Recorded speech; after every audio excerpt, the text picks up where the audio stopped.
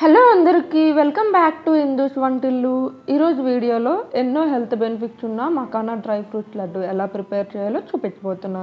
దీనికి ముందుగా మకానా ఉంటాయి కదా, ఇక్కడ చూపించిన కప్పుతో 5 కప్పులు అయితే తీసుకున్నాను. ఈ మకానాని 3-4 మినిట్స్ లో ఫ్లేమ్లో పెట్టి క్రిస్పీగా అయినంత వరకు వేగించి వీటిని ఒక ప్లేట్లోకి పెట్టుకుందాం.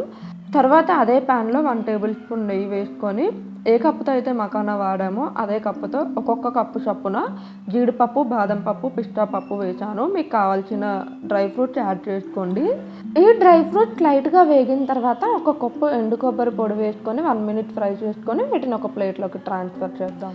ఇప్పుడు బెల్లం పాకం కోసం 1.5 కప్పు దాకా బెల్లం, అలాగే 1/2 కప్ వాటర్ వేసుకొని ముదర పాకం కాకుండా మన వేళ్ళ మధ్యలో పట్టుకుంటే తీగలాగా రావాలి. అలా అయినంత వరకు మనం పాకం అయితే మరిగించుకోవాలి. ఇక్కడ వీడియోలో చూపించిన విధంగా రావాలి. ఇలా వచ్చిన తర్వాత మీరు వెంటనే స్టవ్ ఆఫ్ చేసుకొని పాకాన్ని కంప్లీట్గా చల్లారనివ్వాలి. Full video link channel name కింద ఉంటుంది. ఎవరికైనా క్లియర్గా కావాలంటే ఒకసారి చూడండి. ఇప్పుడు ముందు మనం వేయించుకున్న మకానా ఉన్నాయి కదా, అవి చల్లారిన తర్వాత జార్లో వేసుకొని పౌడర్లా గ్రైండ్ చేసుకొని ఆ పౌడర్ను ఒక ప్లేట్లోకి ట్రాన్స్ఫర్ చేసుకుందాం. ఇప్పుడు మళ్ళీ అదే జార్లోకి వేయించుకున్న డ్రై ఫ్రూట్స్తో పాటు ఒక 3 యాలకులు వేయండి, ఫ్లేవర్ బాగుంటుంది.